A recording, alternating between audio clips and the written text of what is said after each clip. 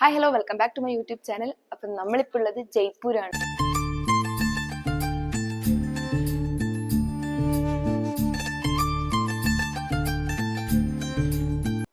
നമ്മളിന്ന് പോകാൻ പോകുന്നത് ബാംഗ്ര ഫോർട്ടിലാണ്. അവിടെ കുറേ സൂപ്പർസ്റ്റിഷ്യസ് ആയ കഥകളുണ്ട്.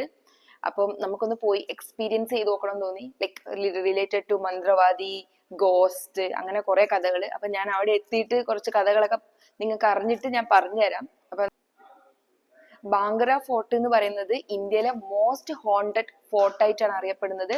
സോ ഇത് മസ്റ്റ് വിസിറ്റ് പ്ലേസ് ആണെന്ന് തോന്നി ഇവിടെ വന്നപ്പോൾ. സോ നമ്മൾ അങ്ങോട്ടേക്ക് പോവാം. Get ready, bye guys. നമ്മളപ്പോ ഒരു ക്യാബ് ബുക്ക് ചെയ്തിട്ടുണ്ടായി. അപ്പം നമ്മൾ 7 ആൾക്കാരാണ് ഉള്ളത്. അപ്പൊ എല്ലാരും കൂടെ ഇതിലാണ് പോകുന്നത്. ഏകദേശം ഒരു 1.5 മണിക്കൂർ ട്രാവൽ ഉണ്ട്. So let's go. ഇനി അവിടെ വേറൊരു വിശ്വാസം ഉണ്ട്, ഇവിടെ ഒരു വിശ്വാസം ഉണ്ട്. പിന്നെ എന്താന്ന് വെച്ച് കഴിഞ്ഞാൽ മുടിയൊക്കെ അയച്ചിട്ടാ അവിടെ പ്രേതം കേരും എന്നൊക്കെ. ഇതവിടെ ഒരു ചേച്ചി ഇൻവേഷൻ ഓഫ് പ്രൈവസി മുടി അയച്ചിട്ട് കിടക്കാണ്. നമ്മള്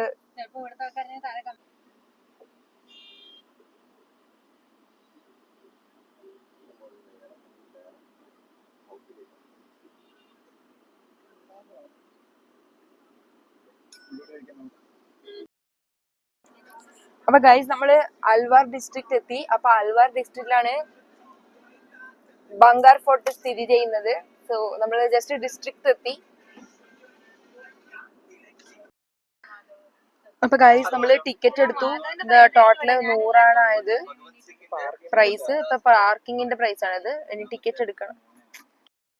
ടിക്കറ്റ് സെറ്റാക്കി 100 ആയത്. ഇനിയിപ്പോ ടിക്കറ്റ് ഉണ്ടോന്ന് അറിയില്ല, അത് നോക്കണം.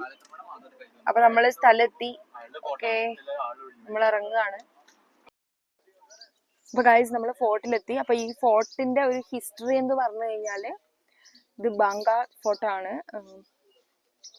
അപ്പൊ ഹിസ്റ്ററി എന്ന് പറയുന്നത് 2 സ്റ്റോറി ഉണ്ട് കേട്ടോ. അപ്പൊ 2 സ്റ്റോറി, അതിലൊരു സ്റ്റോറി എന്ന് പറയുന്നത് ഇവിടെ ഒരു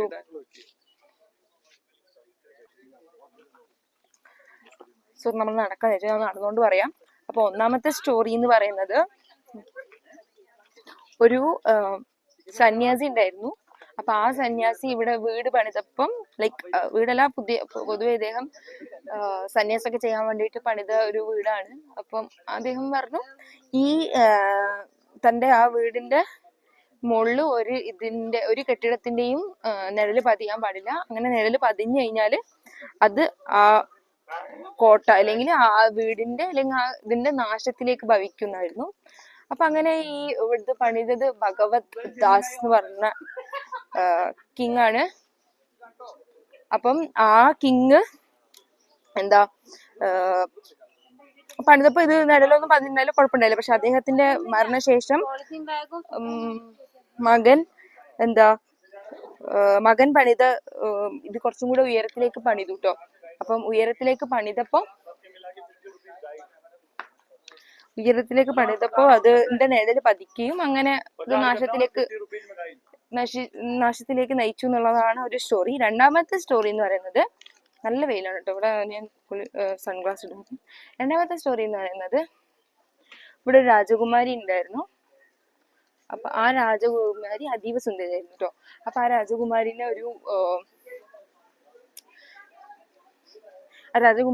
ഒരു ദുർമന്ത്രവാദമൊക്കെ അറിയുന്ന ഒരാൾക്ക് പ്രണയം തോന്നുകയും അങ്ങനെ ആ രാജകുമാരിനെ അട്രാക്ട് ചെയ്യാൻ വേണ്ടിയിട്ട് അദ്ദേഹം കുറെ ദുർമന്ത്രവാദങ്ങളും കാര്യങ്ങളൊക്കെ ചെയ്തു.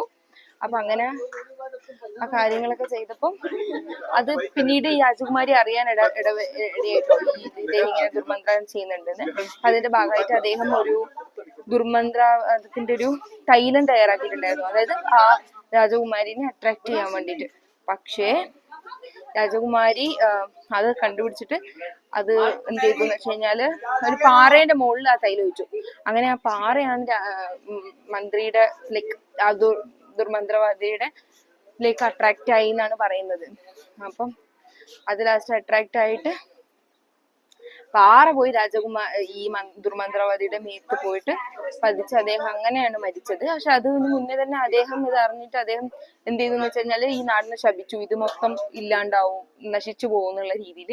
അപ്പൊ അതിനുശേഷം ഒരു യുദ്ധം വന്നു. അങ്ങനെ ആ ഒരു യുദ്ധത്തിൽ കംപ്ലീറ്റ് ആയിട്ട് ഈ ഇത് നശിച്ചു. അങ്ങനെയാണ് കഥ. ഓക്കെ, ഇവിടെ നമ്മൾ ടിക്കറ്റ് എടുത്തു. പെർ പേഴ്സൺ എത്രയാണ് ടിക്കറ്റ് വരുന്നത് റേറ്റ്? അപ്പൊ ഒരാൾക്ക് 25 രൂപ കേട്ടോ. നമ്മള് ഓൾ സെറ്റ് ആണ്, എല്ലാരും റെഡിയായി. പിന്നെ ഇവിടെ ഇതാണ് കുറച്ച് ഡീറ്റെയിൽസ് ആണ് കേട്ടോ. ഇവിടെ പ്രൈസ് ഒക്കെ കൊടുത്തതാണ്. 20 പെർ പേഴ്സൺ, 25 ക്യാഷ് പേയ്മെന്റ്. പിന്നെ ഇവിടെ ടൈമിങ് കൊടുത്തിട്ടുണ്ട്.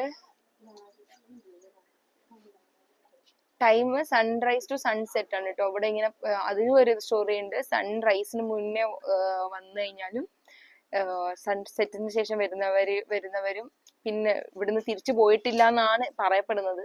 അതിനെ പറ്റിയൊന്നും അത്ര അറിയില്ല. അപ്പൊ അങ്ങനെയാണ്. ഇവിടെ കുറെ സൂപ്പർസ്റ്റിഷ്യസ് ആയ കഥകളൊക്കെ ഉണ്ട്. അപ്പൊ നമ്മൾ സ്റ്റാർട്ട് ചെയ്യാണ്.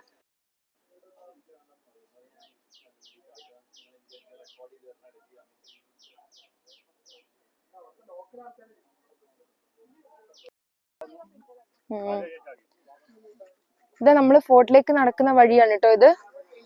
അപ്പൊ അവിടെ നിങ്ങൾ അങ്ങ് ദൂരെ കാണുന്ന അതാണ് നമ്മുടെ ഫോർട്ട്.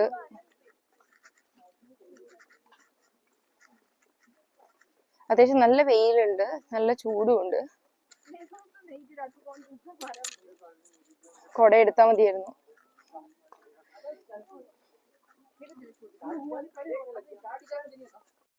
ഭയങ്കര വെയിലായിരുന്നു, ചൂടായിരുന്നു. എന്റെ ഫോൺ തന്നെ ഹോട്ട് കാരണം കുറച്ച് കൂളായാലും യൂസ് ചെയ്യാൻ പറ്റുമെന്ന് പറഞ്ഞു. അപ്പൊ ഞാൻ കുറച്ച് വെയിൽ കഴിഞ്ഞിട്ട് തണലെത്തിയപ്പോഴാണ് അടുത്ത ഷൂട്ടിങ് തുടങ്ങിയത്. അപ്പൊ ഇത് നമ്മള് ഫോർട്ടിന്റെ ഇവിടെ എത്താറായിട്ടോ. ഇത് അവിടെയാണ് ഫോർട്ട്.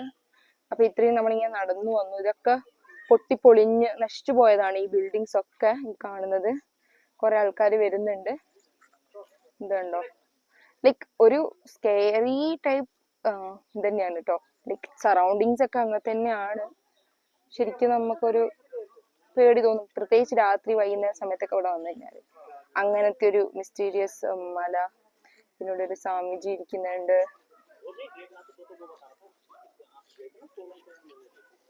നമ്മള് അങ്ങോട്ടേക്ക് നടന്നിട്ട് ബാക്കി നിങ്ങളെ കാണിക്കാട്ടോ. നടന്നുകൊണ്ടിരിക്കുന്ന വഴികളാണ് ഇതൊക്കെ. ഇവിടെയുള്ള മരങ്ങളൊക്കെ നിങ്ങൾ നോക്ക്, കുരങ്ങനൊക്കെ ഉണ്ട്. Let's go. Yes, നമ്മള് കോട്ടേന്റെ അടുത്തെത്തി. കുറെ കുരങ്ങന്മാരുണ്ട്. എനിക്ക് കുറച്ച് പേടിയാണ് ഇത് അറ്റാക്ക് ചെയ്തിട്ടുണ്ടെങ്കിൽ. പിന്നെ അതൊക്കെ ഇതാണ് കോട്ട എൻട്രി. ഇത് മോസ്റ്റ് ഹോണ്ടിങ് ഫോർട്ടാണ് ഇൻ ഏഷ്യ. ബിൽഡിങ് കുറെ പൊട്ടി നശിച്ച് കിടക്കാണ്. നമ്മള് കോട്ടയിലേക്ക് നടക്കാം. ബട്ട് നല്ലൊരു ബ്യൂട്ടിഫുൾ പ്ലേസ് ആണ്. എല്ലാം നശിച്ചു പോയി അങ്ങനെയൊക്കെ ഉള്ളൂ. ബട്ട് നല്ലൊരു ഭംഗിയുണ്ട് ഈ ഒരു ഏരിയ കാണാൻ. ഇതാണ് ആ വലിയ കോട്ട. നമ്മൾ ഉള്ളിലേക്ക് പോവാണ് കേട്ടോ.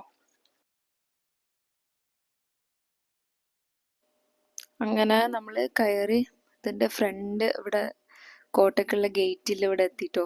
പക്ഷെ ഇവിടെ എത്തിയപ്പോ തന്നെ അവിടെ ഭയങ്കര സ്മെല്ലായിരുന്നു. ഈ വവ്വാലിന്റെ ഒക്കെ ഇതാണോന്ന് അറിയില്ല.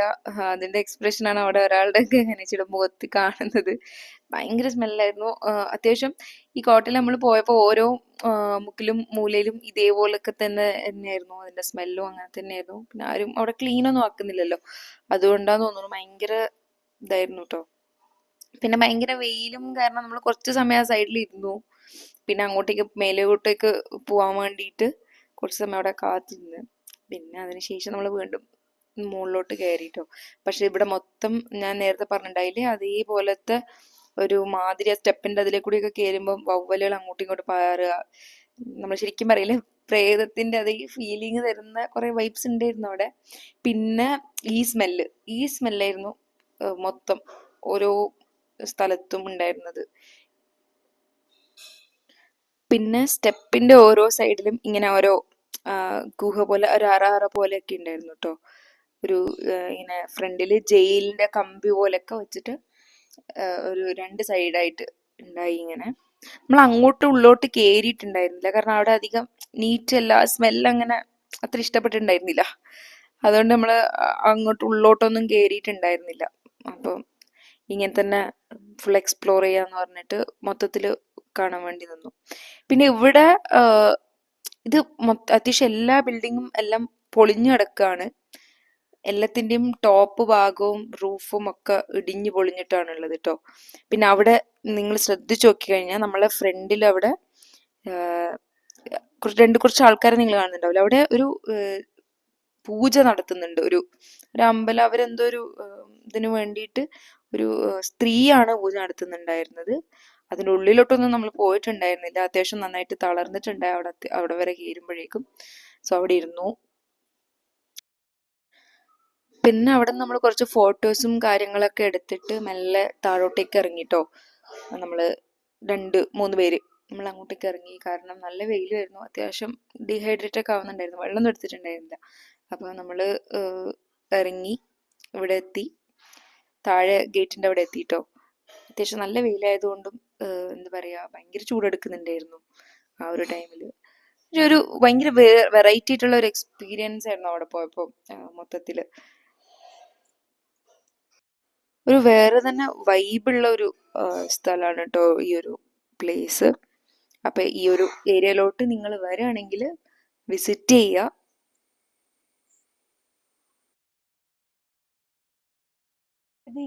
അപ്പം ഞാൻ ഈ വ്ലോഗ് വൈൻഡപ്പ് ചെയ്യാണ്. നല്ല ചൂടാണ്, വണ്ടി കയറി. അപ്പം എനിക്ക് നിങ്ങൾക്ക് ഇഷ്ടമായി എന്ന് വിചാരിക്കുന്നു ഈ മോസ്റ്റ് ഹോണ്ടഡ് ഫോർട്ട്. അപ്പം ബൈ ബൈ, അടുത്ത വ്ലോഗിൽ കാണാം. Bye bye.